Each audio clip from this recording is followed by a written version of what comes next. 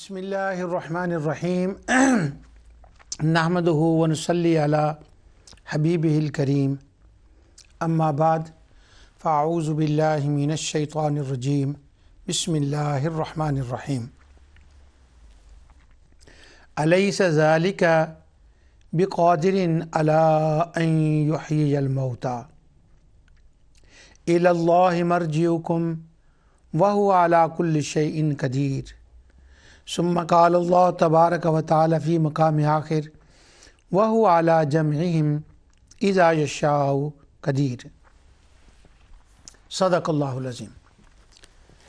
नाज़रीन, प्रोग्राम इज़ाला शुबहात में मैं आपकी खिदमत में हाज़िर हूँ और इस वक्त अक़ीदा आखिरत पर गुफ्तगू मैं कर रहा हूँ। अक़ीदा आखिरत की जो स्टेजेस हैं वो यूँ हैं कि एक फ़ना है और एक इआदा है। पहली स्टेज ये है कि कायनात के अंदर अल्लाह ताला ने जितनी चीज़ें पैदा फरमाई हैं वो अपना फंक्शन जब पूरा कर लेंगी तो उनकी एक इंतहा हो जाएगी और वो ऐसा नहीं कि बाई चांस इत्तेफाकिया ऐसा होगा, बल्कि इला अजलिम मुसम्मा अल्लाह ताला ने एक प्लान सेट अप किया हुआ है, उसके मुताबिक वो चीज़ें अपनी ड्यूटी पूरी करके अपनी उम्र पूरी कर लेंगी। इसको फ़नाह कहते हैं। कुरान करीम के अंदर नफ़ख़ की जब हम आयात पढ़ते हैं तो नफ़ख़ ऊला में इन वाक़यात को बड़ी तफसील से बयान किया गया है और एक पैकेज है क़यामत का जो कुरान में बयान किया गया है, एक जगह नहीं मुख्तलिफ़ जगहों पर। तो वो पैकेज के अंदर इसी तरह होता है कि तख्लीक़ कायनात, उसका मकसद और ख़ुसूसन इंसान और इंसानों की हिदायत का सामान और कौन से पास होने वाले हैं, कौन से फ़ेल होने वाले हैं, कोई किस रास्ते पे चला है और सही सिमत किसकी थी, रॉन्ग टर्निंग किसने ले ली और क्यों ली, उसके सर्कमस्टांसेस क्या थे, फिर वो आखिर उसका एंड हो गया। उसकी मिसालें कसीर तादाद में कुरान करीम के अंदर इरशाद फरमाई गई हैं। ये आलम फ़ना है। उसके बाद जब वो निज़ाम पूरा हो जाएगा उसके बाद एक नई दुनिया आएगी। कुरान करीम इरशाद फरमाता है यौम तुबद्दलुल अर्दु गैरल अर्दि वस्समावात व बरज़ू लिल्लाहिल वाहिदिल क़हार। यहाँ पर वो कहार का हमें मतलब भी समझ आता है कि वो पंजाबी वाला कहार नहीं है या वो नेगेटिव वाला कहार यहाँ पर नहीं है। नई ज़मीन, नया आसमान, नई मखलूक़ात, हयात नौ, इसको इआदा कहते हैं। अब ये जो दो जहान हैं, जहान अव्वल और जहान सानी, पहले को दुनिया कहते हैं, दूसरे को आखिरा कहते हैं। अल्लाह ताला ने ये जो कुछ बनाया है वो एक प्रोग्राम के तहत बनाया है, इसमें कोई चीज़ बेकार बेफ़ायदा नहीं। मगर जिन लोगों ने इस हकीकत को न समझा, उन्होंने यही समझा कि बस यही जहान है, ये बना है और वो ख़त्म हो जाएगा और बस। लेकिन अल्लाह ताला ने बार बार इसका ज़िक्र फरमाया कि ऐसे नहीं है, इसका कोई नतीजा है और वो नतीजा आखिरत है। अंबिया अलैहिस्सलातु वस्सलाम जब तशरीफ़ लाए और आखिर में नबी करीम सल्लल्लाहु अलैहि वसल्लम तशरीफ़ लाए, पहले अंबिया ने भी और हुजूर नबी करीम सल्लल्लाहु अलैहि वसल्लम ने भी यही बात इरशाद फरमाई। पिछले प्रोग्राम में मैंने वो सूरह अनआम की अनकम्प्लीटेड आयतों का तर्जमा किया था कि अल्लाह ताला ने फरमाया पहले क़यामत का ज़िक्र जो हुजूर की ज़बान अक़दस से ارشاد ہو رہا تھا، فرمایا کہ یہ جو نبی ارشاد فرما رہے ہیں یہ کوئی پہلی آواز نہیں ہے، یہ وہی آواز ہے جو ابراہیم علیہ السلام بھی اس سرزمین پر دے گئے ہیں۔ تو فنا ہوگا اور اعادہ ہوگا، اور اللہ تعالیٰ کے علم میں ہر چیز ہے۔ اب وہ جو کمیونٹیز تھی وہاں پر پہلے انبیاء کے زمانے میں اور نبی کریم صلی اللہ علیہ وسلم کے زمانے میں، ان کو یہ کام مشکل نظر آتا تھا، کیونکہ انہوں نے اللہ تعالیٰ کو قیاس کیا ہوا تھا یا تو اپنی ذوات کے اوپر یا بادشاہوں کے اوپر، کہ بادشاہوں کے لیے بھی بہت سے کام ناممکن ہوتے ہیں، وہ کر نہیں پاتے، اور لوگوں کے لیے بھی، انسانوں کے لیے بھی، تو وہ اللہ تعالیٰ کو بھی اسی کھاتے میں ڈال رہے تھے۔ تو ان کی اصلاح فرمائی گئی۔ ان کی دو آرگیومنٹ تھے وہاں پر۔ ایک آرگیومنٹ تھا یہ کہ یہ نفخہ ہوگا ہی نہیں، نفخہ اول، کہ وہ کوئی فرشتہ ایسے کرے اور وہ جہان الٹ پلٹ ہو جائے اور وہ چیزیں اپنی مدت اس وقت پوری کر لیں۔ واٹ، جیسے ہمارے زمانے میں کہتے ہیں کہ یہ کیا کہہ رہے ہیں آپ؟ تو وہ چونکہ ان کو بیمار ہوئے ایک عرصہ گزر گیا تھا، اور یہ دوائی جو تھی ان کو دی جا رہی تھی ان کی صحت یابی کے لیے، انہوں نے اس کو غلط جگہ پہ نیچے رکھ دیا، اس کو لیا بھی نہ، اس لیے ان کو یہ عجب باتیں لگ رہی تھیں۔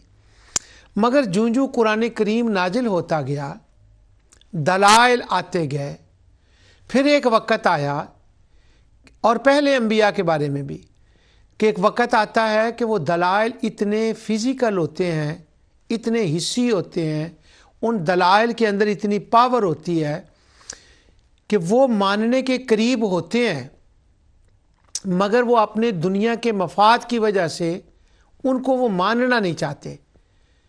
مفاد عاجلہ، جلد جو فائدے ان کو دنیا میں مل رہے ہیں وہ سمجھ رہے ہوتے تھے کہ شاید ان میں کوئی نقصان ہو جائے گا،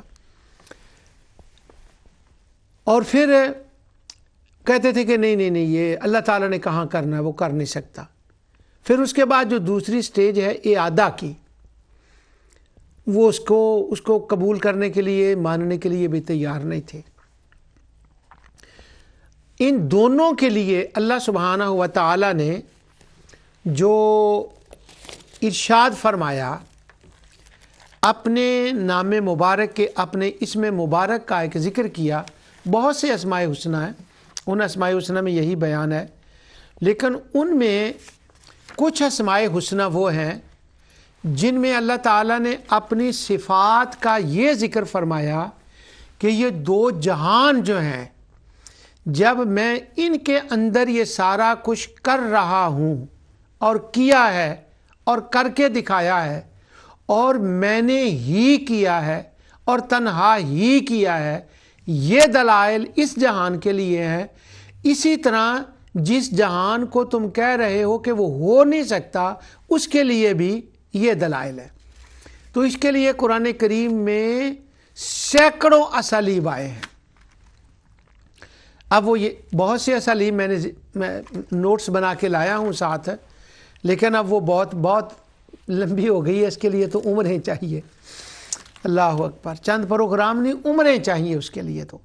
لیکن میں اللہ تعالیٰ کا شکر ادا کرتا ہوں کہ کچھ اس کے ہنٹس جو ہیں وہ میں نے آپ کی خدمت میں عرض کر دی ہے، تاکہ قرآن کریم کا ترجمہ پڑھنے والے جو غیر عالم ہیں، جن کو عربی سرے سے نہیں آتی، عربی کے ساتھ ان کا کوئی تعلق نہیں ہے، وہ 18 علوم والے لوگ نے، یعنی سیدھے سادے لوگ جن کو قرآن سے محبت ہے، ان کے لیے چند چیزیں میں بتا رہا ہوں، تاکہ وہ مسکنسیپشن ان انڈرسٹینڈنگ دا قرآن میں نہ آئیں، ان کو آسانی سے قرآن کا کچھ حسن جو ہے وہ نظر آ جائے۔ اس کے لیے میں نے کئی اسالیب جو ہیں وہ بیان کی ہیں۔ ان میں سے ایک اسلوب جو ہے وہ لفظ قدیر ہے، جو اللہ تعالیٰ کا نام مبارک ہے، اسم مبارک ہے قدیر۔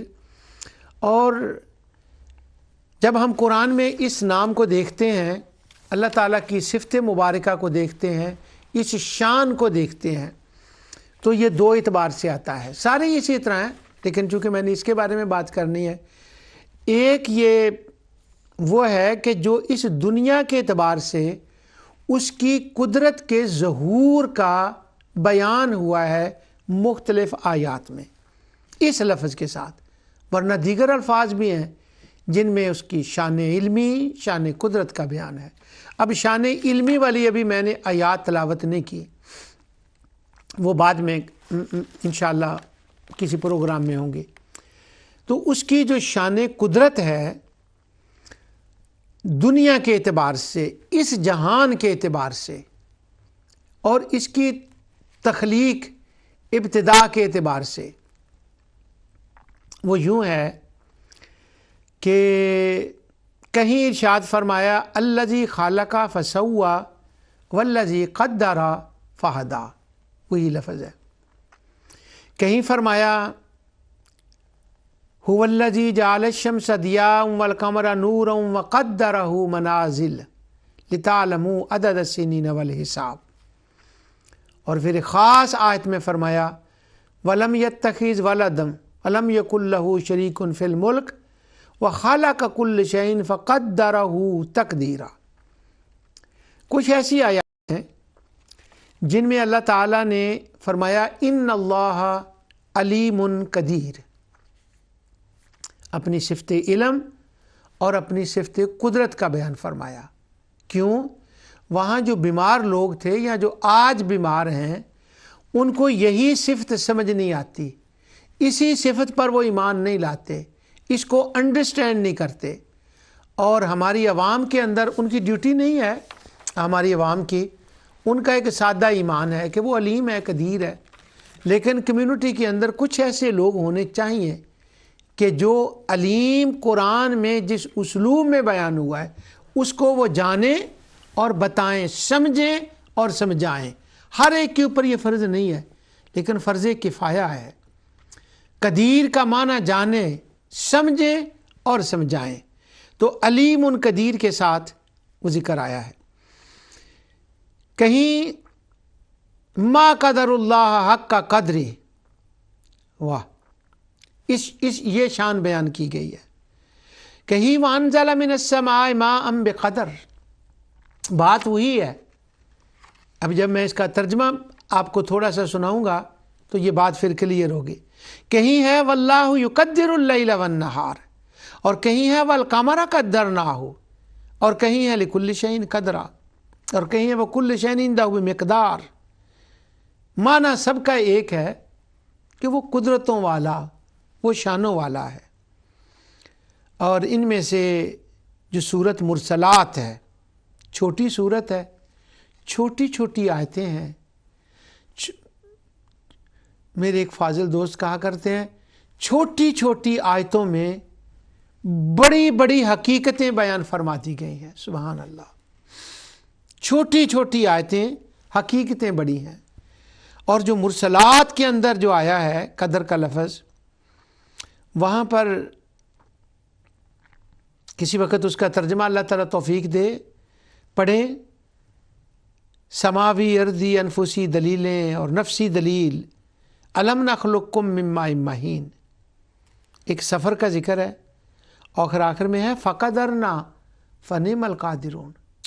سبحان اللہ، وکان ربک قدیرا۔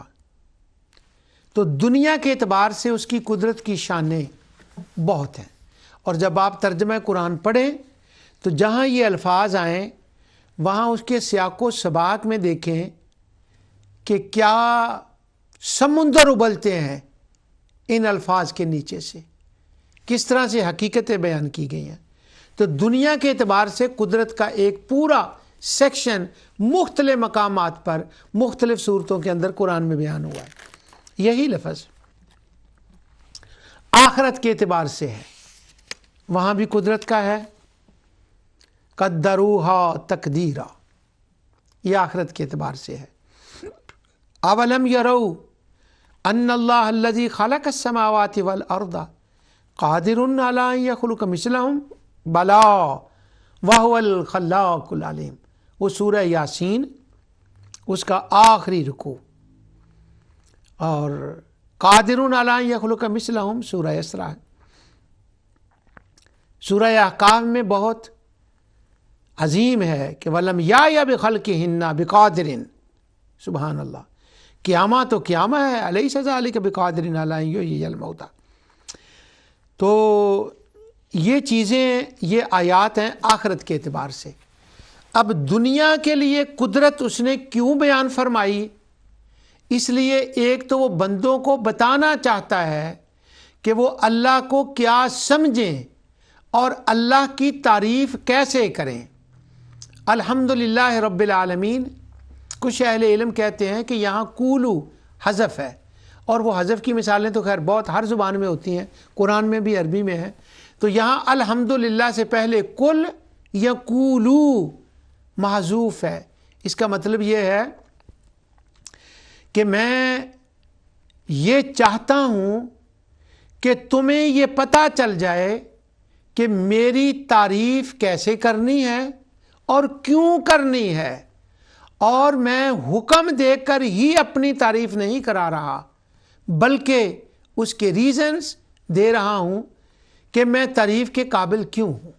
اور جہاں حمد کا لفظ آتا ہے وہاں اس نے وہ ریزن دیے ہیں کہ میں کیوں تعریف کے قابل ہوں۔ اس پر جب میں نے پروگرام اللہ تعالیٰ کی فضل سے توحید پر کیا تھا تو اس وقت تسبیح فاطمہ کے نام سے میں نے کافی پروگرام کیے تھے اور ان آیات کا ترجمہ سنایا تھا۔ اب تو وہ مدت ہو گئی، بہت وقت گزر گیا، بہت سال گزر گئے اس بات کو۔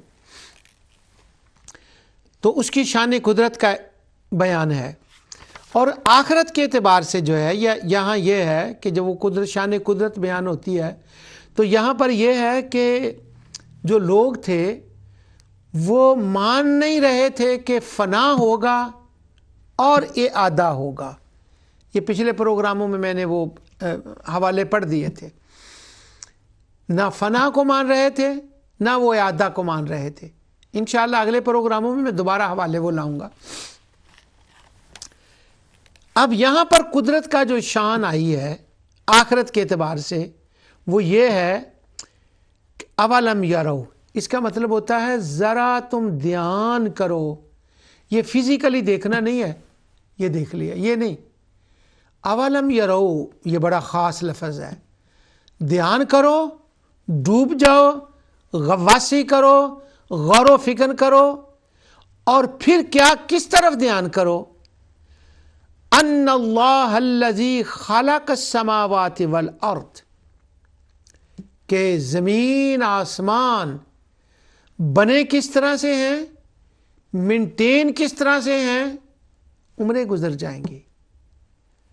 اور والارض قادر، اس کی اس پر قدرت ہے، الی ان یخلق مثلہم، وہ دوبارہ جہان کو بنائے، وجعل لہم لا ریب مثلہم وجعل لہم لا ریب فیہ۔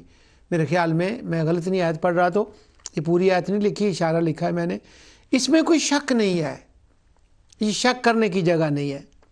کہیں اس کا اسلوب یہ آیا اولیس الذی خلق السماوات والارض بقادر علی ان یخلق مثلہم، ہاں ایسا ہے وہ۔ ولم یا اب وہ کہہ رہے تھے دوبارہ کیسے اعادہ ہوگا، تو ان کو بتایا یہ جا رہا ہے زمین آسمان اس نے پیدا کی، اس پہ غور کرو۔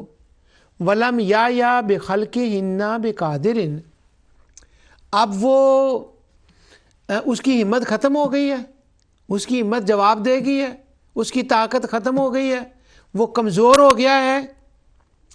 وما، اور یہاں کیا تم سمجھتے ہو کہ اگر وہ دوبارہ پیدا کرنا چاہے تو تمہارے خداؤں سے کمزور کر دیں گے، یا نظام کائنات کو چلانا چاہے تو تمہارے خداؤں سے چلانے نہیں دیں گے؟ وما کان اللہ لیعجزہ من شیء فی السماوات ولا فی الارض انہ کان علیما قدیرا۔ تو یہ جو آیت قدرت ہے، وَهُوَ عَلَىٰ جَمْعِهِمْ اِذَا يَشَاءُ قدیر، جب وہ چاہے فنا کے بعد دوبارہ اعادہ کرے گا۔ تو اللہ تعالیٰ کو ماننے، اس پر ایمان لانے کا پہلا مطلب معنی یہ ہے کہ اس کی اس شان پر ایمان لایا جائے، عقیدہ آخرت پر، اس کی شان قدرت خداوندی پر۔ اور جو منکرین قدرت باری تعالیٰ، یہ میرا دل چاہتا ہے میں اس لفظ کا شبینہ پڑھوں. منکرین قیامت کہ قدرت باری تعالیٰ کے غلط عقائد اور شبہات اور آیات قرآنیہ کے ذریعے سے ان کی تصحیح. میں شبینہ اس لیے اس کے لیے کہتا ہوں کہ میرا دل چاہتا ہے میں پڑھوں کہ کتنے لوگ ہیں جو اس غلط فہمی میں خود بھی چلے گئے اور کروڑوں پاؤنڈ لگا رہے ہیں، ڈالر لگا رہے ہیں اور لوگوں کو غلط فہمی میں ڈالنے کے لیے، تاکہ وہ موجودہ دنیا کے جو مسلمان ہیں ان کے اوپر اپنی مرضی کا ایک غلط شرک کا فتویٰ چسپاں کر سکیں. اور وہ کہتے ہیں منکرین قدرت باری تعالیٰ تو ہوا ہی کوئی نہیں کبھی. اب یہ جو آیات میں نے پڑھی ہیں، آپ جب قرآن کریم کی تلاوت کریں، ترجمہ پڑھیں، غور و فکر کریں ان آیات سے، تو یہ کہنے کی ضرورت نہیں کہ نور ٹی وی پر کوئی بندہ تھا اس نے یہ بات کی ہے. قرآن بول بول کر تمہیں یہ خود بتائے گا کہ ہاں وہ خدا کے قدرت کے بھی منکر تھے، اس کو عاجز بھی مانتے تھے اور یہ کہتے تھے کہ فنا نہیں کر سکتا. وہ یہ کہتے تھے کہ نعوذ باللہ اس کو پتہ نہیں ہے. وہ آیتیں بتائیں گی. وہ قادر ہے. اب یہ جو اعادہ والی بات ہے نا، اس کو انشاءاللہ اگلے پروگراموں میں یا اگلے پروگرام میں اس کے اوپر شروع کریں گے. اب یہ جو قدیر اور قدر والا لفظ ہے، یہ اس کے مختلف صیغے قرآن کریم میں آئے ہیں. وہ صیغے بھی میرے سامنے ہیں سارے، لیکن اب اتنا وقت اجازت نہیں دیتا کہ میں ان کو آپ کے سامنے پڑھوں. پہلے تو تھوڑا سا میں کوشش کرتا ہوں 1-2 آیتیں جو ہے نا وہ میں اگر 2-3 آیتیں تلاوت کر سکا تو انشاءاللہ، خاص کر کے سورہ احقاف کی. لیکن اس سے پہلے یہ کہ قرآن کریم میں اللہ تعالیٰ نے مختلف الفاظ کے تار اور مختلف اسالیب میں سینکڑوں آیات میں اپنی قدرت کے حوالے سے بیان فرمایا ہے. ان میں سے ایک خاص لفظ قدرت ہے. اس کے مختلف صیغے قرآن میں بیان آئے ہیں. قدیر، قدرہا، قدروہا، قدرہو، مقدور، قدرناہا، مقتدرون، قادرین، قدرہو، نعم القادرون، قادرون. یہ مختلف الفاظ قرآن میں آئے ہیں. لیکن سب سے پہلے تو ہمیں یہ جاننا چاہیے کہ قدرت کا معنی کیا ہوتا ہے، قدرت کس کو کہتے ہیں. اور جب قرآن نازل ہوا ہے اس وقت عرب قدرت کا معنی کیا سمجھتے تھے، اور پھر جو ان کی بولی تھی عربی، دن رات جس کی وہ لینگویج تھی ان کی، اس کو وہ استعمال کرتے تھے. وہ الفاظ جب آیات کے اندر ان کو فٹ کیا گیا، سیٹ کیا گیا، ہار کے اندر پروئے گئے آیات کے اندر، تو ان الفاظ کے اندر کس قدر جان تھی اور ان کے لیے وہ کس طرح سے ان کو صحیح کرنے کے لیے، ان کو صحت مند انسانوں کو کرنے کے لیے کس قدر جاندار قوت تھی ان کے اندر اور زلزلہ تھا. وہ ہل کے رہ جاتے تھے. ہمارے تو یہ ہے کہ وہ قادر ہے، اس کی قدرت ہے، بس اتنی بات ہے. لیکن ان آیات کے اندر ان کے لیے کیا تھا. قدرت کس کو کہتے ہیں؟ قدرت دنیا کے اعتبار